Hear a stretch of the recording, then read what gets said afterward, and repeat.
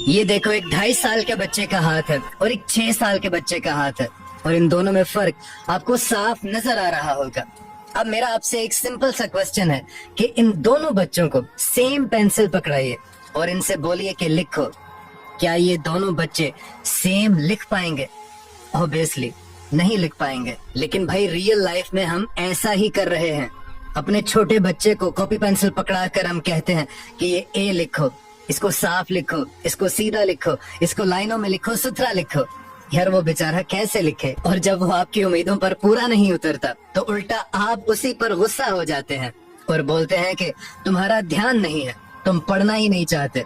हमारा बच्चा पता नहीं क्या हो गया, इसको बच्चा स्लो है हमारा, और न जाने पता नहीं क्या क्या अपने बच्चे को आप बोलते रहते हो। लेकिन सच ये है कि उसका हाथ अभी रेडी ही नहीं है, उसके मसल्स, उसकी ग्रिप, उसका कंट्रोल अभी बना ही नहीं है। और शायद जोर जबरदस्ती करके आप उस बच्चे से लिखवा भी लें, लेकिन आप ध्यान में रखिएगा कि अभी उसकी बॉडी ने उसके लिखने वाले जो मसल्स हैं वो प्रोड्यूस ही नहीं किए हैं, वो बिल्ड ही नहीं किए हैं, और अभी उसकी बॉडी लिखने के काबिल है ही नहीं। और सिर्फ इसी एक रीजन की वजह से जापान, जर्मनी, फिनलैंड जैसी कंट्रीज में बच्चों को 6-7 साल की उम्र तक पढ़ाई लिखाई के लिए पुश किया ही नहीं जाता, बल्कि उनका जो मेन फोकस होता है वो रेसिंग की तरफ होता है, जंपिंग की तरफ होता है, प्लेइंग की तरफ होता है और सोशल एक्टिविटीज की तरफ होता है। लेकिन हमारा बच्चा जब 5-6 साल की उम्र को पहुंचता है तो उसकी कमर के पीछे 3-3, 4-4 किलो का बैग होता है कि भाई तू पढ़ जाके आला तालीम हासिल कर। और फिर एक और जुल्म भी हम अपने बच्चों पर करते हैं, छोटे बच्चों पर स्पेशली।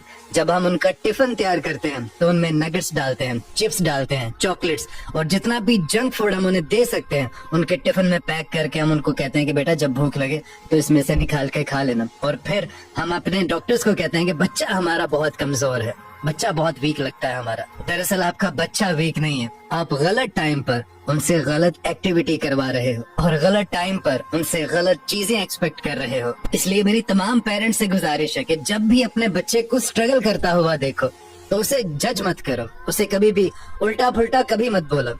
और ये बात आप याद रखो कि प्रॉब्लम उसमें नहीं है, प्रॉब्लम सिर्फ और सिर्फ आपकी जल्दबाजी करने में है।